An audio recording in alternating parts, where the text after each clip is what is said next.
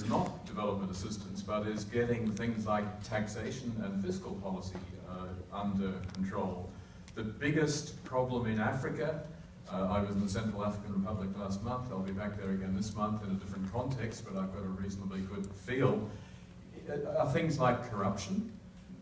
Money, mention was made of Nigeria a moment ago, an extremely rich country, money leaking out in all directions because we in the West don't really want to try to staunch the flow. We don't insist on the transparency initiatives that are out there so that oil companies have to declare their money and so on. What's the leverage you would have to do the right thing in cases? We are currently, in the context of the OECD, the Rich Countries Economic Club, discussing all sorts of measures relating to transparency, relating to tightening up tax regimes and so on.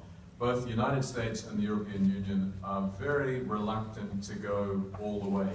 We're much more interested in protecting our multinational corporations and others than we are in enforcing the sort of transparency that would stop the corruption, that would stop the failure of so many countries to collect any of the taxes that would enable them to do much more than any of our development assistance could do.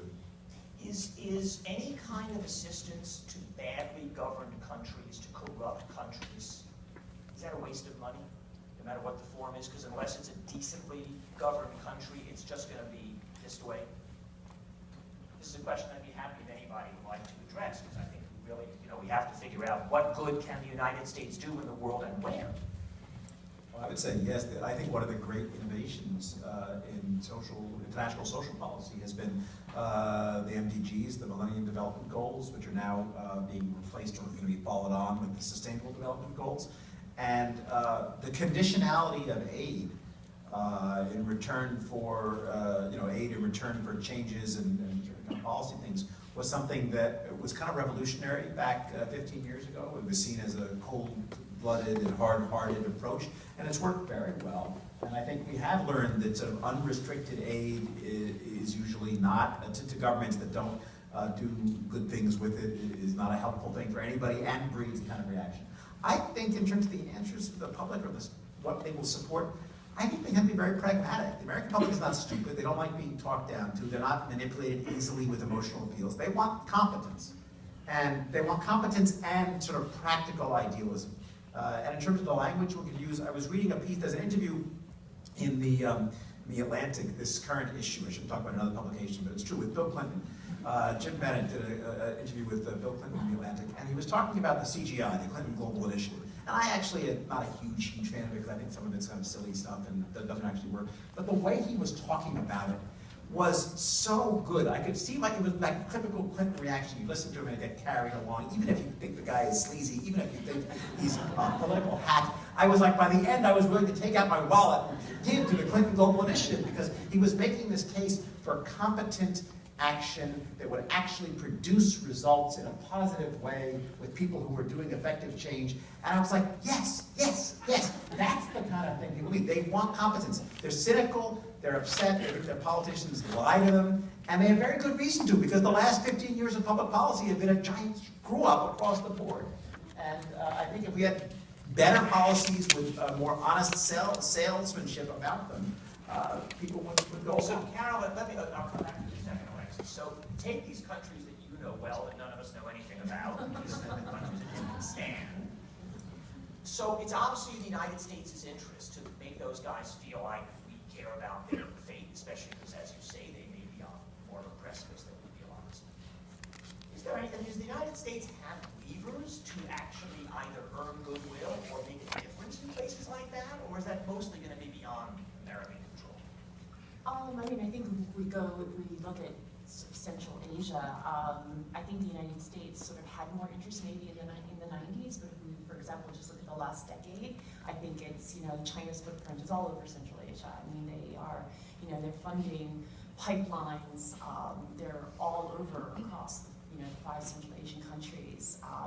They have given tremendous amounts of money, some of them loans for oil, loans for natural gas. So it very much looks like China's neighborhood. very much so, much more so than it did, for example, in the 1990s. And that's true The of United Africa, States right? There was had more Chinese investment in Africa was tiny in the 1990s. Now it's 100 times the size. I mean, is that a soluble problem? China is going out untrammeled. It has an enormous amount of capital at its disposal. It loves to build big things, dams, railroads, stuff like that. The Chinese like that. Dictators like that. How does the West compete with that? Well, I mean, I think it kind of goes back to your other question. Do we need to compete with that? I mean, this is China's sort of neighborhood. It makes sense that China would invest in Central Asia. I mean, the region is very rich in natural resources. China needs those resources. It's in terms of for energy security, it's easier for China to get oil from Kazakhstan than it is to get it from Nigeria. They don't have the same sort of marine, in terms of maritime issues to deal with.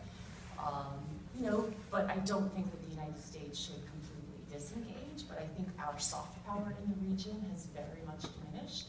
And it's very much Russia and China. Which would be what? I mean, that means more diplomatic outposts, or what's the kind of soft power that we used to have that we don't have and that we should have? We used to do much more in terms of funding non-governmental organizations. We used to have, I think, just a better reach and sort of, we did more in terms of diplomatically, and I think that, over the last 10 years, we have sort of, our sort of space in the region has changed, and partially it is a result of, of Afghanistan, and the United States has, had bases in the region, in Uzbekistan and Kyrgyzstan, and, some of the, I guess, actions on part of the United States that we no longer have those bases, and, so China is very much sort of, in terms of looking at that region, China's sort of in terms of, and I think it's also important to note, and this goes back to also the way that China sort of deals with countries in Africa, is that they're not asking a lot of questions. So the idea is that most of this region is very authoritarian. In terms of rule of law, does not really count for very much. Freedom of the press is kind of non-existent, and China doesn't ask any questions, and we do. And so it's easier for the region to work with. Have a country dictator-to-dictator relationship. Yeah, exactly. So, Alexis, what were you going to say? I just want to make another point about public opinion, and I think that we're looking ahead 10 years, and I think one thing that we can't underestimate is generational change. I see a number of students in this room, and the generation, my kids' generation, kids who are in their 20s now, I see much more engaged with the world than their predecessors of the last decade, perhaps. They are themselves much more ethnically diverse. They have families who come from a wider range of countries who immigrated here. And they themselves have a sense of engagement with the world. My own feeling is that this is the 9/11 generation. They were deeply affected in ways they didn't even really understand by that event. They don't necessarily want to see military engagement, but they care about engagement with the world. And they are volunteering for things. They want to they want to do good in the world. And I think that that is something that may affect the ways in which we talk about these issues going forward, and in ways in which we talk about these issues that don't necessarily involve military solutions to global problems. I want to ask Alexis one more thing about that question. So there's now all sorts of forms of social media intermediated engagement. There are these organizations like Avaz, where what you do is you basically check a box and say, yes, I think we should ban whaling or something like that. And I can't tell if this is a genuine form of engagement that we should really be encouraged about, or if it's a kind of lazy shortcut that doesn't lead to much. Well, I'm not really familiar with that, but I do see a lot of, I've spent time, at the Kennedy School. I've seen students interested in going into public service, want to work in the State Department. They want to work for NGOs in different parts of the world. you know, this is something that's going on. I do think the interconnectedness of digital life makes it possible for people to engage in different ways. I would also say that I just impressionistically have the sense that this generation also is much more familiar with global travel than their predecessors. So they've had an experience of engaging with the world in a very practical, personal way. So you need to Yeah, I actually, I'm going to go with that and take that same point, but take it in a slightly different direction. You're talking about what are our soft power resources. You know, when Joe and I first coined that phrase, he meant it as an alternative to hard power in the sense of hard power being the resources that allow you to get somebody to do what you want them to do, and soft power being the things that allow you to have them want what you want. And the idea was if they wanted what you want, you wouldn't need to coerce them because they'd already be there. In that sense, it's not so much a manipulable act like diplomacy as opposed to that. It's almost the qualities of your institutions, your values, your ideals that allow people to want to be on your side. It's the kind of things that make the Ukrainians, or a lot of them, want to be part of Europe rather than Russia, so that Russia has to clamp down. And on that regard, I actually think, talking about the next generation, I mean, we have a kinder, gentler, more cosmopolitan, more diverse next generation. They may be historically illiterate, and they may be spoiled, and they may be soft, and maybe I'm just looking at my kids. There's a warmth and an openness and a liveliness and a dynamism and a liberality to American society now that is still this extraordinarily attractive thing to the world at large. And however badly our society has problems, however crappily we treat our minorities, other people treat them more so. However much there is still repression or problems in different sectors and groups, it's even worse everywhere else. And so if you ask about what we can do for Central Asia, I'm not sure that much, but if we can have Central Asians, at least the ordinary citizens, saying, gee, I want more like that. I want to be a society, I want to have a liberal, open society in which I can be who I am. I think things like the gay marriage movement and decision is a vast and incredible source of soft power over a longer term in a way that has never been discussed and isn't really relevant to these kind of discussions, but is huge because it represents a society in which you can be whoever the hell you want to be. And that's what we're about. And you want to live your life uncontested. Other people around the world, especially as they develop economically, especially as they have order, will want that, and they'll look to us as a model if we can get our own public institutional act in order and live up to our own ideals. Any of you have the guts to take on Gideon's praise of young people? Who's going to diss young people here? So Philip. Just to come back on I suppose on Gideon's opening theme and pick up on a couple of the other comments on information technology and this being the future and so on. You mentioned a vase. It's a classic example of something that I actually find quite worrying. A vase doesn't stand for anything.